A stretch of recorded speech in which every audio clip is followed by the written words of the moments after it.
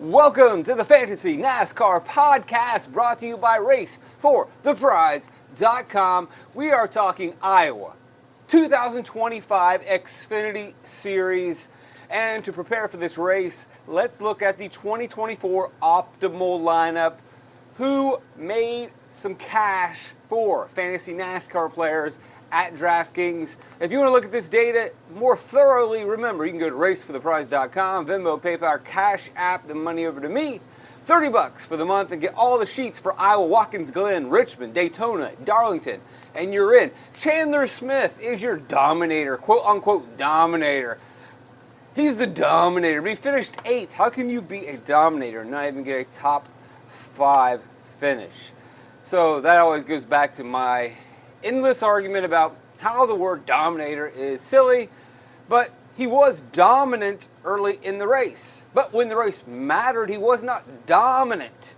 And so he led a lot of laps, he ran a lot of fast laps, he scored a lot of points, but they really didn't matter in the end. They are superfluous. They matter in fantasy, they don't matter in real racing. And that's why I refer to these guys as hogs. They hog all the points. They score all the points. But it doesn't really completely reflect their actual abilities. That's why I use the word hog.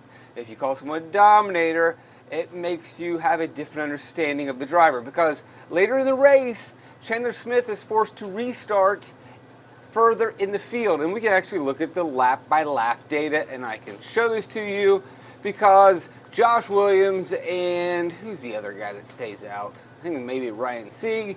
They stay out. And so then all of a sudden, old Chandler loses his track position, and you can see it on the screen now. He's completely in control of the race. But once he loses that clean air, and he had exceptional long run speed, not the best on short runs, but he was able to overcome that because he was often starting from the front, and so had the clean air and was able to navigate the lack of short run speed and then pull away. But once he had to restart in the group, he was too loose and he lost a ton of spots here on lap 161. And then restarting over and over in a little bit dirty air with a car that was kind of loose on the short runs, he just never could get it back together. Either way, he did score a ton of points, as you would expect. This is Chandler Smith, remind you. I mean, he busted onto the scene in 2019 with Cobblish Motorsports. Super strong at Gateway, at Iowa, the next best thing. And then, 2020 happens, which, they don't have practice. KBM maybe starts funding it a little less. They lose a crew chief here and there. Speaking of 2020, I do have a 2020 NASCAR book coming out, and I would love for you to purchase that, review that, and if you do, then you can get some September free sheets. I just would love for you to support me and read the book. I think you're going to be interested to learn about the year of 2020, the lockdowns, the COVID situation, but also from the perspective of NASCAR and kind of celebrating NASCAR's achievements during that year. Chandler Smith, fine, it's good, a solid pick. Not really a surprise. Yeah, it was disappointing, but he got you the points that you probably expected. Was he fast in practice? Here, we'll pull it up. The answer is, well, let's skip past all these X'd laps. Note, for people that might be new to the sheet, I fixed that so you don't get X'd out laps anymore. You're paying for Fantasy NASCAR spreadsheets. I'm going to give you every lap. Don't pay, don't care. Don't go to a bunch of X'd out laps. You need to know every lap. So now you get every lap. I had to put in the hard work to fix my program to make sure that I got every single lap. But I did it. I put in the hard work, put in the time, put in the effort to fix it for you. You deserve that. You deserve every lap. I give you every lap now.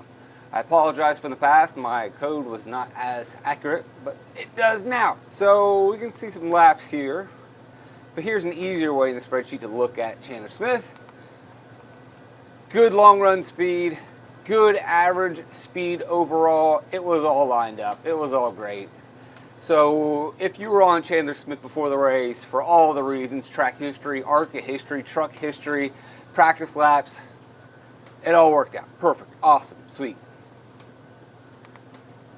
No surprise. St. Mary. Now, St. Mary's a little bit of a surprise if you were leaning completely on your practice data, because in practice, St. Mary didn't lay down a blazing lap, wasn't good on the long run average. Even if we look at all of his practice laps, they were not the greatest. Let's see. There it is, St. Mary. Not that great. But, as I always say on the podcast, yes, it's practice though. Yes, practice is practice. And all right, you didn't lay down the fastest lap in practice.